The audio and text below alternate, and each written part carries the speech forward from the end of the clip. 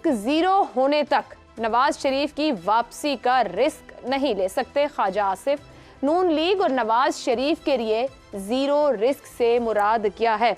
हसन निसार साहब, बड़ी परेशानी है वतन वापसी की। कोई 2 साल से तो नून लीग की क़यादत तारीखें दे रही है और अब ख्वाजा आसिफ साहब, भाई के 16 माह हुकूमत के भी गुजर गए।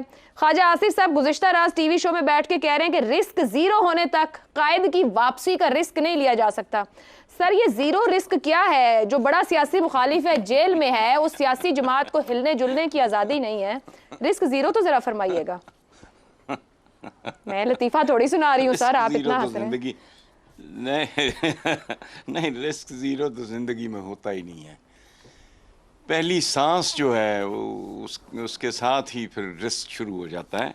लेकिन ये जो है ना, ये गवाल मंडी विजडम है, गवाल मंडी लैंग्वेज। सुभान अल्लाह। इसका सादा मतलब है जो हमारे बुजुर्गों ने बयान किया है, गलियां हो जान सुंजियां विच मिर्जा यार फिरे और दंदनाता फिरे।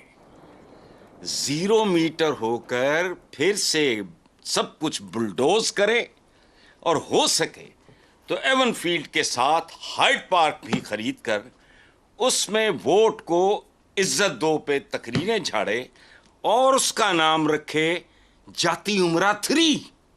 पहला जाती उमरा अमृतसर के मज़ाफात में, जाती उमरा 2 लाहौर, जाती उमरा 3 वो वोट की इज्जत मुकम्मल।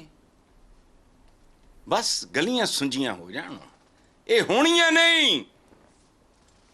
At the risk of my reputation, मैं 3 साल खत्म है कहानी।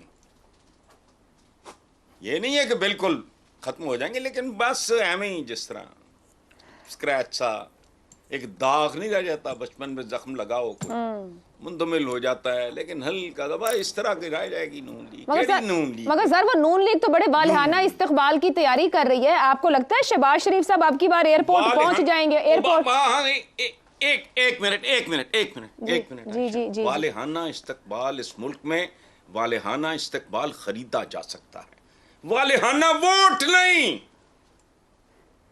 वालिहाना इस्तकबाल ये क्या है?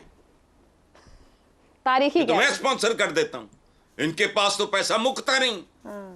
वालिहाना इस्तकबाल मैनेज हो जाएगा, को बहुत ज्यादा वालिहाना भी नहीं होना, दरमियाना साहब, बाइज्जत साहब। नहीं, मैं इसलिए पूछ रही थी सर आपसे कि लास्ट टाइम शहबाज शरीफ साहब एयरपोर्ट तक भी नहीं पहुंच पाए थे 18 में, तो क्या अब की बार पहुंच जाएंगे या रास्ते से वापस लौट जाएंगे? नहीं, अब पुलों के नीचे से पानी नहीं गुजर चुका, पुल रुड़ गए ने। अच्छा, नहीं जाएंगे एयरपोर्ट? आयशा, पुल रुड़ गए ने। ठीक है छोड़ो, चलें नहीं, छोड़ते हुए आगे बढ़ते। ये एक्स्ट्राज हैं, ये गेस्ट मेहमान अदाकार हैं। सर, ये तो वोट फैसला करेगा, भले हम कहें कि मेहमान है या नहीं है। बस वापस आए करेगा ना। मैं प्रेडिक्ट कर रहा हूं कि वोट करेगा। ठीक हो गया। ज़ैगम साहब, ऊपर गुफ्तगू में आपने कहा, मतलब मुझे आपकी गुफ्तगू से ऐसा लगा कि इस बार ढूंढना पड़ेगा कौन सी पार्टी किंग्स पार्टी नहीं है, तलाश करना पड़ेगा। हसन साहब ने भी कहा गलियां कितनी सुंजियां करनी है। आपके ख्याल में ये जीरो रिस्क की कोई तारीफ है? रिस्क जीरो क्या होगा जब जहाज वापस वतन लैंड होगा, क्योंकि बहुत बड़ा वोट बैंक इंतजार कर रहा है? वो कब्र में होता है, जीरो रिस्क कब्र में होता है सिर्फ। अच्छा जी, बिल्कुल। और अगर किसी मौलवी से पूछें तो कब्र में भी नहीं होता। जीरो रिस्क वाली कोई चीज़ परवरदिगार ने बनाई नहीं है। मैं जिस कुर्सी पे बैठा हूँ उससे गिर के मेरा फ्रैक्चर हो सकता है, जो मैं चाय पी रहा हूँ उससे मुझे फूड पॉइजनिंग हो सकती है, मैं उससे मर सकता हूँ। बहुत शुक्रिया जी। देखें, जब आएंगे तो रिस्क लेना पड़ेगा। लीडर्स को अपने फैसलों का रिस्क लेना पड़ता है। उनके केसेस हैं, उनको पहले जमानत चाहिए, फिर उसके बाद उनको बरियत चाहिए। जमानत भी आसान नहीं, बरियत शायद जमानत से ज़्यादा आसान हो। एवन फील्ड में 10 साल की सज़ा है जी, अल अजीज़िया में 7 साल की सज़ा है। इतनी लंबी जो सज़ाएं होती हैं उस पर ज़मानत एक काफ़ी मुश्किल काम होता है।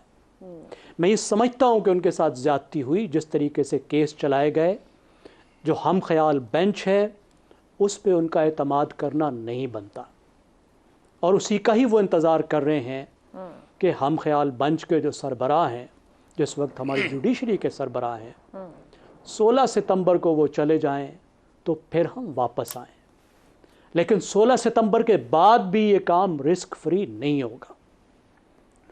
मियां साहब का वापस आना इस वक्त सिस्टम की ज़रूरत है, जिस तरीके से उनका जाना एक ज़रूरत थी, और मुस्लिम लीग की तो बहुत ही ज़रूरत है।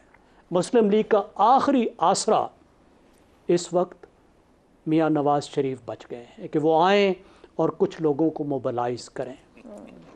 लेकिन इसके साथ एक और तकाज़ा भी है, उस पर भी गौर करने की ज़रूरत है। वो तकाज़ा है बैलेंसिंग का।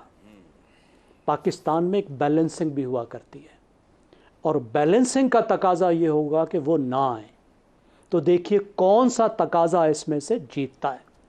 लेकिन सवाल ये है कि जब वो वापस आते हैं तो वो वोटर पे कितने असरअंदाज हो सकते हैं। मुझे इस पर बहुत शक है।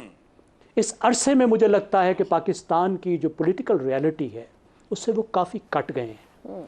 अगर वो पाकिस्तान की पॉलिटिकल रियलिटी से जुड़े होते तो कभी इसहाक डार को यहाँ ना भेजते, उस तरह की मुदाखलत ना करते शहबाज शरीफ की गवर्नेंस में, जिस तरह की मुदाखलत से हुकूमत के काम बहुत ख़राब हुए।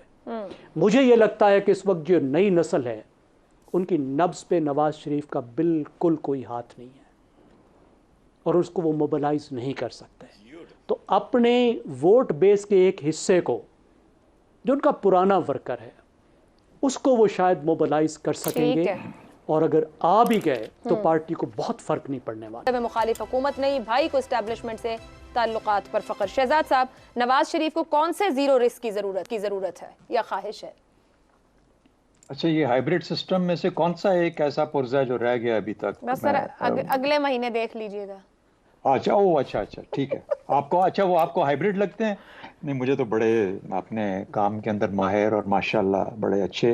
बहरहाल देखिए, जो मेरे ख्याल में रिस्क फ्री की जो डेफिनेशन आज हसन साहब ने किया ना कि 0 मीटर की, इससे बेहतर इंटेलेक्चुअल डेफिनेशन और कोई नहीं हो सकती, और गालिबन ये हर कोई हमारे मुल्क में इस बात को समझ जाएगा।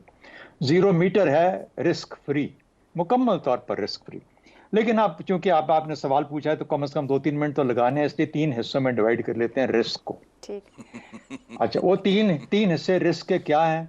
वो एक ये है कि सजा है, एक ये है कि नाअहली है, और तीसरा ये है कि कन्विक्शन हुई है। कन्विक्शन की वजह से सजा हुई और सजा की वजह से नाअहली हो गई। ये 3 मसाइल हैं नवाज शरीफ साहब के। अब मसला इनको हल करने का इन तीनों चीज़ों को। मजे की बात यह है जो सजा है उसकी माफी प्रेसिडेंट ऑफ पाकिस्तान कर सकता है, सिर्फ प्रेसिडेंट ऑफ पाकिस्तान कर सकता है। कन्विक्शन खत्म नहीं कर सकता, सिर्फ सजा को माफ कर सकता है, कन्विक्शन रहेगी। अब प्रेसिडेंट ऑफ पाकिस्तान तो बदलने नहीं जा रहा जब तक इलेक्टोरल कॉलेज कंप्लीट नहीं होता, और वो तब कंप्लीट होता है जब इलेक्शन हो जाते हैं। हुण एदा की करिए। So that is number 1 problem. Number 2, अच्छा कानून तब्दील किया जा सकता है थोड़ा जा, मतलब एक आपने कानून की तब्दीली की कोशिश की, वो सुप्रीम कोर्ट आया बीच में, वो जो जिस किस्म का जो आप कह रही हैं डेफिनेशन दे रही थी, मैं तो नहीं वो अल्फाज कह सकता, लेकिन ये है कि वो उसने जो हशर किया उस कानून साजी का वो हमारे सामने है। गो नाअहली की मुद्दत 5 साल है, लेकिन सजा जो है वो तो कायम है ना, सजा को माफ किया जा सकता है, सजा तो अभी हुई नहीं है। अब उस कानून साजी करने के लिए, सुप्रीम कोर्ट की मदद करने के लिए, ऐसे सुप्रीम कोर्ट की जो कि बहुत अच्छा और बिल्कुल फाल सुप्रीम कोर्ट होगा, उसकी मदद के लिए कानून साजी करनी पड़ेगी।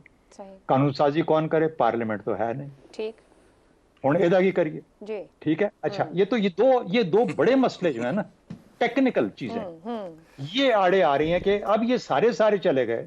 सदर पाकिस्तान का उधर अपनी जगह पे बैठा हुआ है, वो मानेगा नहीं, बाकी मामला और बाकी चीजें छोड़ें। ये जो सवाल पूछ रहे थे ना जैगम साहब, बाकी बड़ी शकील बातें करते हैं कि ये कोई सी इजाजत चाहिए और वो पता नहीं कौन मानेगा कि नहीं मानेगा। ठीक है, सवालात आज भी कायम है। अपनी जिंदगी का वो गलतियां, वो बोझ जो आप लेके चलते हैं, ये बढ़ता ही रहता है जिंदगी में, कभी कम नहीं होता। कमर दोरी हो जाती है हम जैसों की, लेकिन बोझ अपने लेके चलने पड़ते हैं। ये बोझ लेके चलने पड़ेंगे जब तक के आपको बुलावा नहीं आ जाता। दुरुस्त हो गया आपने।